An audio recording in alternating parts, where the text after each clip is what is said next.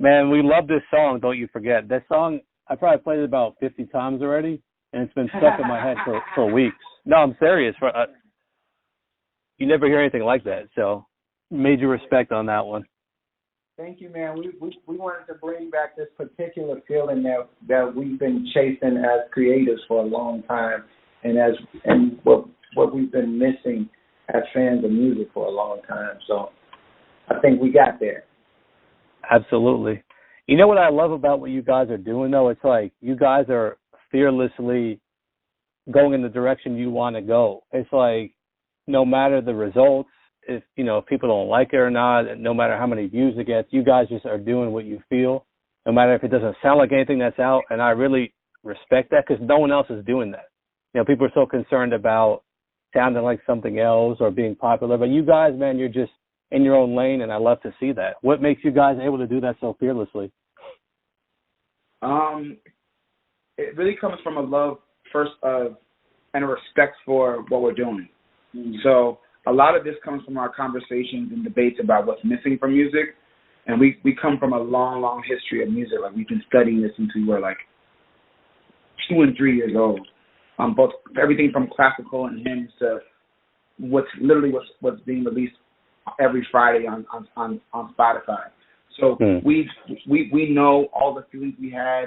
We know all the feelings that music can give you, all the tempos, all the vibes, all the key changes, all that stuff, all the poetry. And so what bugged us the most was not what's out there, because there's some dope shit out there, but what's really bugged us is what's not out there.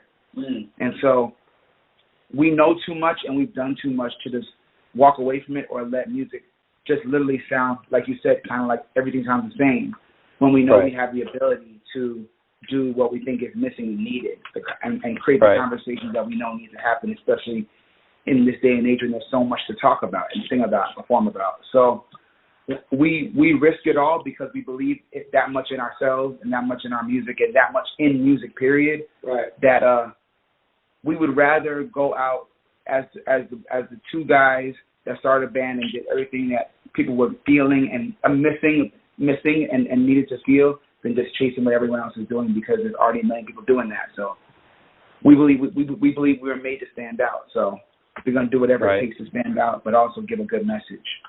And I feel like at a certain point in your journey as a musician, you should be able to offer the world what you think should be happening as opposed to following what's happening. Yeah. And a lot of times when people get to a certain place in their career, they feel like they have to remain hot, or they feel like they have to be trendy. And I just feel like that's not really having faith in your musicianship, and that's not really having faith in the fact that you want to be great, and greatness takes sacrifice, it takes risk. Yep. Right. Love that perspective. And you guys are now a few years into the group Louis York. So, how has it been? Because you guys were award-winning producers and writers and kind of started from scratch building a new brand. A few years into this, how's it been building this up into its own platform? Real talk, it's been the best journey of our lives. We're used to starting from scratch and building up. Like, the fact that people know Chuck and I as songwriter and producer was the same kind of climb. We started from being no names. We had no handouts. We had no famous parents or legacy in the business. We earned it every single note that we wrote and sold and produced and all that kind of stuff. So when we got to the top of the game as songwriter and producer, we valued the hard work that went into that. But for Louis York, our intention is not just to do this, it's to be the greatest. It's to be Rock and Roll Hall of Fame. So we understood from the beginning that it'd be blood, sweat, and tears, and it's been blood, sweat, and tears the whole way through. Yeah. It has not been easy. The reason we're so happy is because we keep coming out of these lessons better. Yeah. Wiser. I'm a better singer. He's a better player. I'm a better writer. He's a better writer. He's a better producer. Everything's gotten better because we've risked it all on ourselves. So the real of it is that every single day comes with a hell of a lot of challenges and victories as well. We've lost a lot of friends. We've lost relationships. We've lost business partnerships. We've been through the ringer, risking it all because we believe in ourselves. but what we've gotten from it is a lot more awareness of who we are. We're way better musicians, way better leaders, and the music we're doing now is a lot more powerful because we know exactly who we're talking to and who we are while we're doing it. So it's been the hardest journey, but it's also been the best journey. I wouldn't trade it for anything. Yeah, and, right. and the other part about Louis Short that I think a lot of people don't get is that most people, what's transparent is the musical journey we on, but it's really just a small part of the journey that we're on as men, as spiritual beings. Like this is way more of a spiritual journey, and us growing. I wouldn't say growing up because we've always been growing in the business, but just us maturing enough to know exactly who we are and exactly where we want to go. Nothing more, nothing less. No fluff about it. No hoop dreams. No rainbows in the sky. It's just literally like this is who we are, and this is where we want to go. And that's a spiritual transition as well as a musical transition. Dope. So I got to tell you guys, Claude and Chuck, I grew up listening to the stuff that you guys produced during the late 2000s, producing for pretty much everyone, and I loved that era. But you guys have come with something fresh, something new, and you guys have evolved your sound. You guys have brought so many different elements. I guess for this album that you guys are about to put out, just introduce us to what we're expecting. Are we going to hear some of the classic Claude Kelly and Chuck harmony, or is this something completely different? It's the most ambitious, most musically vast music that we've ever done. So I would say that, and this is no disrespect to all the giants and the giant artists and records we've done, but that was still Baby Chuck and Baby Claude. So we were still figuring out what our limitations were, what our parameters were, how much we could get away with, how much we could push artists and push ourselves, how much money we could make doing it. All that stuff was a learning curve. And now we are professionals at what we do. And so the music that's on this album is called American Griots is it's big, it's emotional, it's heartfelt, it's really masterful. I mean, there's live strings and live horns and crazy piano solos, and we purposely make the music shift and change in surprising ways so that it keeps you on your toes and keeps you listening like a roller coaster ride with or a great virtual experience with it. We made it so that it was a full body experience. And to Chuck's point about it being spiritual, is not just a series of songs that we put together because we could have done that a long time ago. We have a whole hard drive of songs that could be and should be hits. It wasn't about this will pop on radio, this will make people dance. We put together a selection of songs that told a story, and also that we felt were food for people. So the reason we call our album American Griots was on purpose, because obviously we're American, so we're modernizing a phrase that in a tradition that we want everyone to know about. So being a griot was something that happened in West Africa for the last hundreds and hundreds of years. And there were basically musicians and poets and storytellers that traveled from town to town performing and telling about like the culture and the history and the legacy of these people as they traveled. In a lot of ways, that's what musicians, especially black musicians in America, have been doing forever, but didn't maybe have the right title for it. You lose that sometimes when you start focusing on the business part, but the music that comes out of what we do is a spiritual thing. We want to remind people that there's a responsibility. We take it as a responsibility. So the songs themselves are varied. We got opera on the album. We have country on the album, jazz, obviously spoken word, and we have guests on the album that are specifically from this experience we've had during Louis York. You know, we live in Nashville now. We actually live it's really Franklin, Tennessee, which is outside of Nashville, and we have a whole setup here. And what we've learned being here, the people we've met, the experiences and the musicians we've come across, we brought all that to the table. So all the guest features are our friends who are here, local friends we met in Nashville. So it's a movement. It's not just an album. It's not just a song. It's a movement. It's telling our story. It's telling what we're like intellectually. All that stuff is in this album. I think people really get to know Chuck and Claude, the musicians, the artists, the poets, the thinkers, and not just the guys who did the cool songs for the famous people we knew before. Dope. Now, Chuck, we had a conversation with you probably last year when we were doing our year-end Best R&B Songs Countdown, and we actually didn't include you guys on our list, not because we didn't think the records were dope, but, like we explained, your music is just so different, so ambitious, and definitely you're going to be on our list this year, no question about it, just because we've had time to sit down and listen, and we definitely appreciate what you guys are doing, but there's a lot of R&B or just music listeners in general that might not get it. Is that frustrating for you guys? Because you guys are going on a musical journey that I don't think a lot of people are ready for, but once they hear it, they'll know it's dope. But the fact that you have to get them on board and listen to all this stuff, is that tough?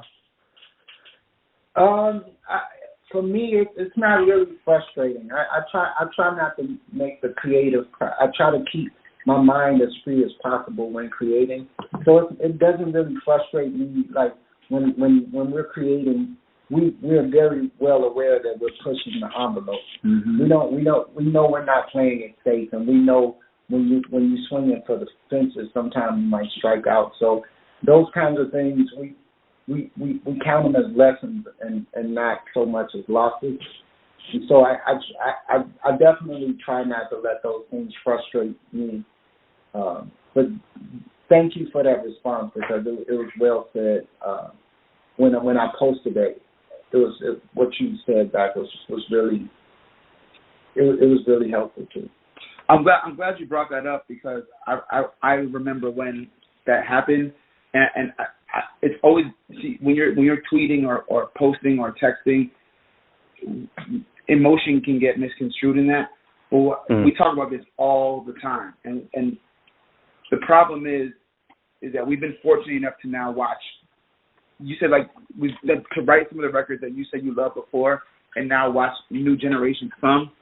And if people like you guys and people like us don't start becoming the new tastemakers and saying, like, I know y'all listen to this, but if y'all should check this out too, then people really won't know. And what happens is that there's always more people listening to you than you realize. You guys especially, and definitely us. And what we realize is that as you look at the generations as they turn over, if you don't keep showing people all you can do with singing, or all you can do with writing, or all you can do with playing piano or performing, then you end up with a generation that has limitations on their skills because they've never seen it to be possible. For us, we grew up with Michael Jackson and Whitney Houston and Aretha Franklin, all those people that sang at the highest heights and could sing down low and could do jazz and R&B and flipped it in all kinds of different ways. And so we have a really, really, really good education and library to pull from. And plus, we want to give that to other people. Plus, music and creativity, it wasn't meant to be a sport, like where you're trying to climb a chart. It was literally a vehicle to express your individuality, to express your where you're from. It's such a self-expression kind of thing. So when everybody is doing the same thing, then nobody is really expressing themselves. Right. It's actually imitation. It's imitation, but it almost feels like a job, like where you go to work to get some kind of check. You know what I'm saying? And so, as a musician, I've always had to fight. Like when I got in the game, people with A&Rs and management, all of them used to be like, yeah, like you're dope, but your stuff is too musical. So I've always had that fight against what was happening at the time, especially as a producer. Because most producers do follow. If somebody get a hit, then all the producers are doing that thing for that particular time. And I just never gave a shit about that. I love that perspective, and appreciate you guys acknowledging, us and our part in all this. And we really, have always supported you guys, and we'll continue, and really looking forward to hearing the new album. And I just want to make it clear about Don't You Forget, the song, a few things about it. For starters, when I first heard Claire Huxtable all those years ago, I was like, oh, Claude Kelly's a singer now? I didn't even know he could sing. But I could, I was like, okay, he can sing. Okay. And now it's like when I hear Don't You Forget, it's like, damn, this dude is a legitimate singer. And Chuck Harmony, man, he really pushed the boundaries of himself as a producer. I mean, this is like an epic masterpiece song, I consider it. I was playing it in the house the other day, and my wife, stopped, and she doesn't like anything that I play. And she heard it, and she's like, "What is? I like that song. What is that?" So that's how I know it's good. It can connect with people who like different sounds. And, man, it just really shows your guys' progression. So, I mean, I just want to hear more about how that song even came together, because it's definitely going to be among the best songs we've heard this year for certain. Wow, thank you. Thank you. That means a lot. That song honestly came about in a rehearsal. We were rehearsing for a show, a big show in Nashville, and we were literally at the end of rehearsal just fucking around, just kind of how a lot of songs come about, is at the piano, going with your gut. But Chuck started playing the vibe, that dun dun dun dun dun dun dun dun on the keyboard, on the piano, and it felt right. And Chuck and I get this feeling where we know we're about to land on something, so we both, one of us grabs our phone to record the idea. It was one of those moments where we're like, yep, this feels like a groove, a pocket. Yeah. And so we recorded the rehearsal, but still we didn't run to the studio to write the song. We sat on the song for months, just like finding the key. Every time we'd be at a piano, we'd play it and just kind of mess with it and decide where we wanted to go. We add parts. Then we came with the, ooh, your love is what gets me through. Oh, that came later. And we just took our time because we knew it was something potentially really special. Mm-hmm. So we didn't rush it. And then it's the last song we did, we wrote for the album. We finished everything else and listened to it, and we were like, there's a vibe missing, and we went right back to that groove. And we're like, that's the one. And as soon as we started doing it, we knew this is going to be the first single. Yeah. Absolutely. Yeah. and then we just the whole thing was just a course in patience, because we knew the idea, but then we mulled over it, and I took a long time to lyrics, so I wanted them to be deliberate. So like that "Don't You Forget" as a title is purposeful. Mm-hmm. And then I watched Chuck take a long time to figure out how he wanted to showcase himself, and that horn breakdown is such a big statement about who Chuck is, about a part of Chuck that not many people really know. Yeah. Yes. Because old boy here started on horn. Yeah, that was my first instrument was trombone, and then I moved to tuba, and so I kind of spent all of my developmental years when I wasn't playing drums at church. I spent most of my developmental years in a brass section, and so when we decided that was going to be our first single, I was like, let me highlight the fact that I arrange horns, and I do it well because I've been studying it for a long time. You see, and so that's where that part even came from. Wow, it's epic, man. But the whole feel good. I mean, we reference Earth, Wind and Fire, of course. Hall and Oates, Janet Jackson, Jimmy Jam and Terry Lewis. Yeah. Bee Gees backgrounds, Stevie Wonder. Just like just the funky, unapologetic blackness of it, but still having that pop sensibility. That's Stevie Wonder to a T. Yeah. So right. It's a mashup of all these sounds and influences that we love, but like you said at the very beginning, I think have been ignored. Like everyone's so busy with, first of all, with auto-tune, and second of all, trying to follow whatever the quote-unquote trend is, that they forgot this. Especially for black male singers, there's a shitload of artists that you can be referencing and learning from besides even just Michael Jackson. Right. And even beyond Prince. Like, there's lots of singers. There's and if no one wants to do it, we're going to do it. Right. Right. Nice. And most songs these days are half the length of this one. It's over 5 minutes. Most songs are like 2.5 now. That's on purpose too. Yeah, we like everything we do. It literally starts with a conversation with us for everything. That's why hopefully when people see whatever we put out, whether it's the fashion, whether it's the videos, whether it's the tiny book clubs, whether it's our college speaking engagements, whatever they see coming from us, I hope they see that everything is so well thought out, because it is. Me and Claude sit and we talk and we debate before we do anything. And so those kinds of nuggets are always playing in there. Right. Now, Claude and Chuck, I got to bring it back to the songwriting here. So you guys have evolved so much as songwriters, as producers, and we're looking forward to hearing the evolution on the album. But, you know, in terms of the songwriting and producing, you guys are still doing that. So what if a major label now comes to you and says, we need a record from you, but it has to be 2 minutes and 15 seconds like everyone else is doing? Can you even do that at this point, or are you guys just so far gone from that? Oh, we can do it all. Oh, yeah, we can do it all. Never sleep. You know what I'm saying? Never sleep on the skills. I mean, the thing about now is for people to not think of us as linear. Don't think about it. Oh, Claude and Chuck are doing Louis York, therefore they stopped or cannot do what they did before.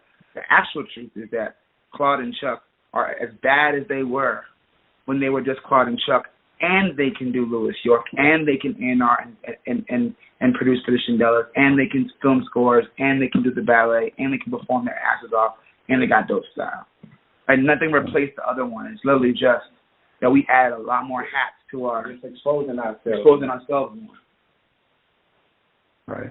Songwriting as we did before is in our blood. We actually can do that easier now than we did before. Interesting. All right, guys, and we're just about out of time. So, like we said, really looking forward to hearing the album. Is there anything else you guys would like to add? Yeah, I would just like to add that for all of your listeners and people that support, I Got Soul, to keep supporting indie artists, keep supporting music, man. Like, that you believe in, yeah. Because it's so crucial. Like, music is essential to life, and I think for the first time in a long time, it's really taken a back burner to everything else. And so it takes people who really love music to just keep supporting it. Like, it has to be a movement of the people, always. Right.